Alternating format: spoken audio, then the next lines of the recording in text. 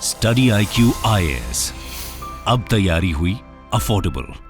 नमस्कार दोस्तों जैसा कि आप सब जानते हैं, अडानी और अंबानी भारत के सबसे रिचेस्ट पर्सन में आते हैं और सिर्फ भारत नहीं, पूरे दुनिया में भी आप देखोगे तो टॉप 20 में इनका नाम रहता है।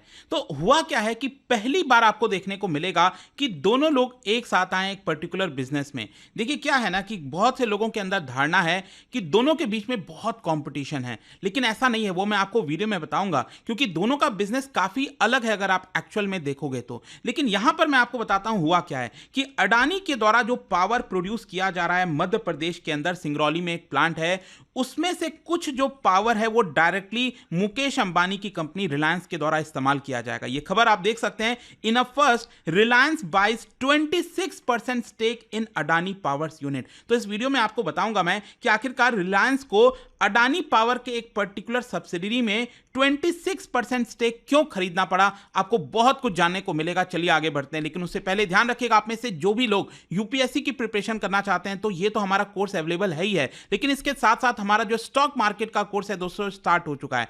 आपके पास समय है, अगर आप इसको ज्वाइन करना चाहते हैं, इन्वेस्टमेंट सीखना चाहते हैं परिमल आडे जी के द्वारा, तो उसको आप ले सकते हैं by using this code Ankit live. हमारे वेबसाइट ऐप पर जाकर या फिर कमेंट सेक्शन में लिंक है, आपको मैक्सिमम डिस्काउंट मिल जाएगा। और इसके अलावा अगर आप एमसीक्यूज अटेम्प्ट करना चाहते हैं तो मेरे इंस्टा पेज पर जाइए, वहां पर स्टोरीज में जितने भी एमसीक्यूज हैं उसको आप अटेम्प्ट कर पाएंगे। तो चलिए शुरुआत करते हैं और सबसे पहले ये देखते हैं कि एग्जैक्टली हुआ क्या है। देखिए जैसा मैं आपको बता रहा था कि पहली बार शायद आपको देखने को मिलेगा भारत के अंदर जो हमारे टॉप रिचेस्ट पर्सन्स हैं, इंडस्ट्रियलिस्ट हैं, गौतम अडानी और मुकेश अंबानी, वो दोनों एक पावर डील में साथ आए हैं। और ये पावर डील है क्या, देखो मैं थोड़ा सा आपको यहां पर बताना चाहता हूं। जैसा कि आपको पता है अडानी ग्रुप में तो बहुत सी कंपनीज हैं, इसके कई सारे सब्सिडरीज हैं, जैसे कि आप नीचे यहां पर देख सकते हो, अडानी एंटरप्राइजेज, अडानी पोर्ट हो गया, green energy, Adani total gas, Ambuja cement, NDTV. तो अडानी के कई सारे सब्सिडरीज हैं और अडानी को फाउंड कब किया गया था, 1988 में।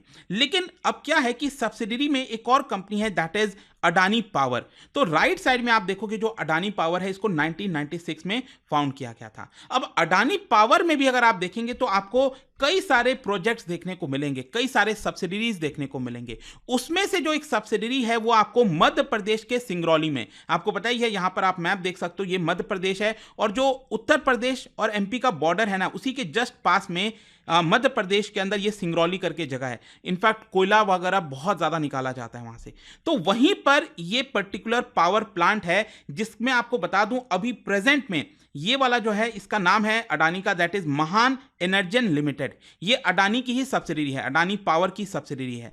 तो अभी वहां पर करीब 1200 मेगावाट का जो इंस्टॉल कैपेसिटी है वो देखने को मिलता है। 1200 मेगावाट में एक यूनिट 600 यूनिट का है और एक जो है आपका 600 मेगावाट यूनिट का है। ठीक है, तो दो यूनिट है 600 मेगावाट की। तो टोटल कैपेसिटी इस समय 1200 मेगावाट की है और आगे चलकर 800 मेगावाट की दो यूनिट और बनाई जा रही है।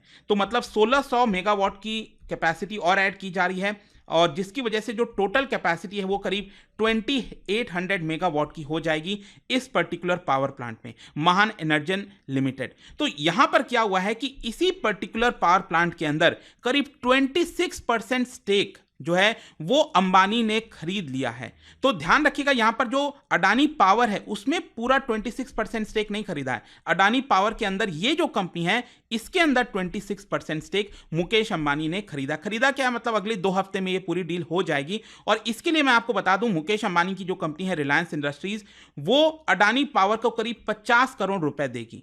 50 करोड़ में लगभग 5 करोड़ शेयर मिलने वाले हैं मुकेश अंबानी को, इस पर्टिकुलर जो महाजन मैंने आपको बताया ना, महान एनर्जन। ठीक है, तो उसमें 5 करोड़ शेयर मुकेश अंबानी को मिल जाएंगे और इसके बदले में करीब 26% स्टेक जो है वो आपका मुकेश अंबानी के पास आ जाएगा। और इसमें देखिए क्या होगा कि करीब 500 मेगावाट की जो इलेक्ट्रिसिटी है वो मुकेश अंबानी अपने इस्तेमाल में लेंगे। मतलब उनकी जो कंपनी है रिलायंस इंडस्ट्रीज, वो अपने इस्तेमाल में 500 मेगावाट जो है वो लेगी। एक्चुअली क्या है कि भारत के अंदर सरकार ने रूल्स चेंज किया था, और आपको पता होगा कैप्टिव पावर प्लांट के बारे में, तो थोड़ा सा ये समझ लीजिए है क्या कैप्टिव पावर प्लांट का मतलब क्या होता है। देखो, एक तो नॉर्मल पावर प्लांट हो गया, जैसे कि मान लो मैंने एक थर्मल पावर प्लांट सेटअप कर दिया, उसकी कैपेसिटी 1000 मेगावाट की। ठीक है, अब 1000 मेगावाट में जिसको चाहो जैसे बेच सकते हैं, राइट।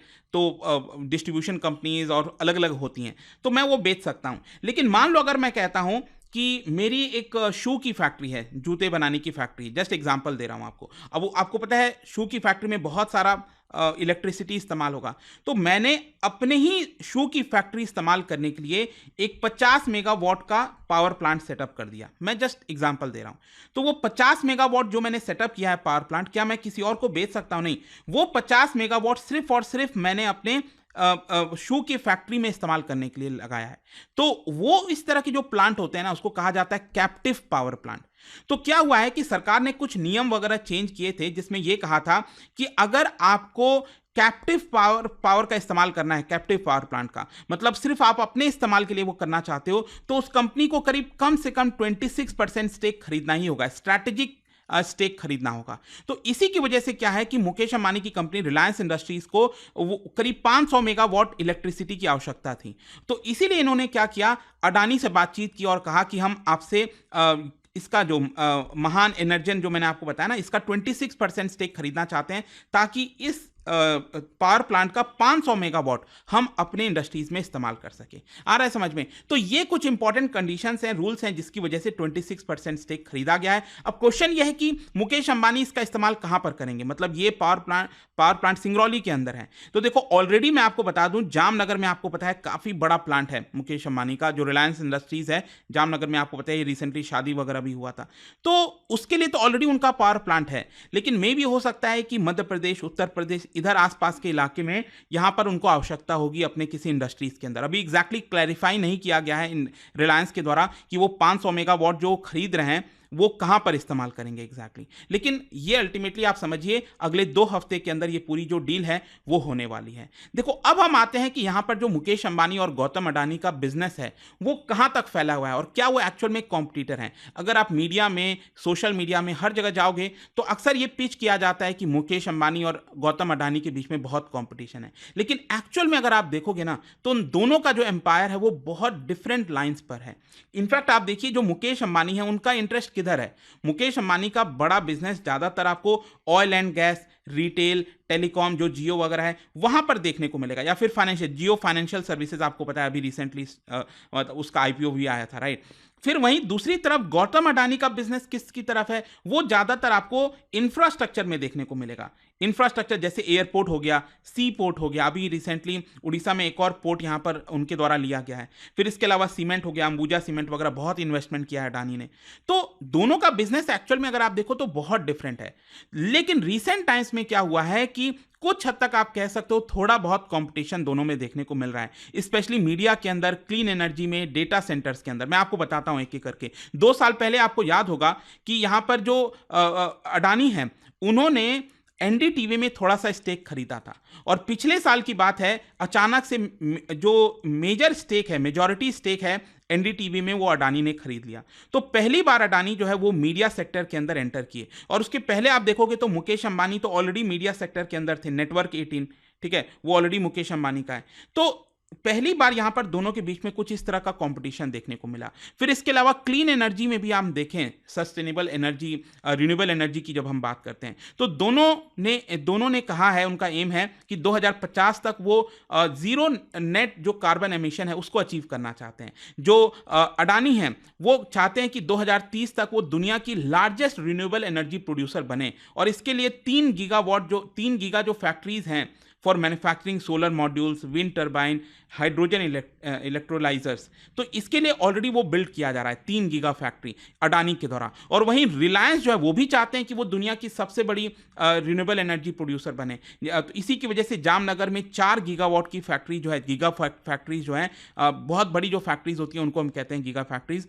एक सोलर पैनल में, बैटरीज में, ग्रीन हाइड्रोजन में, फ्यूल सेल में, ये आपको देखने को मिलेगा। तो अब जाकर आप कह सकते हैं कि धीरे धीरे दोनों के बीच में एक तरह से कंपटीशन देखने को मिल सकता है आपको। अभी तक तो क्या था कि दोनों का बिजनेस बहुत डिफरेंट था। और इसके अलावा यहां पर अगर हम उनके वेल्थ की बात करें तो आपको पता ही है कि अंबानी जो है, मुकेश अंबानी, अल्टीमेटली क्या है कि उनके जो पिताजी हैं धीरू भाई अंबानी, उन्होंने रिलायंस इंडस्ट्रीज को स्टार्ट किया था। तो कहीं ना कहीं वहां से उन्होंने उस बिजनेस को और ग्रो किया है, बहुत बड़ा कर दिया है। आज के डेट में $117 बिलियन का नेटवर्थ आपको मुकेश अंबानी के पास देखने को मिलता है, which makes him the 11th richest person in the world as per the Forbes. और वहीं अडानी जो है वो भी कोई पीछे नहीं है बहुत ज्यादा। वो तो क्या हुआ था पिछले साल, आपको याद होगा, जो हिंडनबर्ग वाला पूरा रिपोर्ट वगैरह सामने आया तो उसकी वजह से काफी डाउनफॉल देखने को मिला, लेकिन अब वापस से वो राइज हो चुके हैं और आज के डेट में दुनिया के 17th रिचेस्ट पर्सन आपको देखने को मिलेंगे विद $81 बिलियन।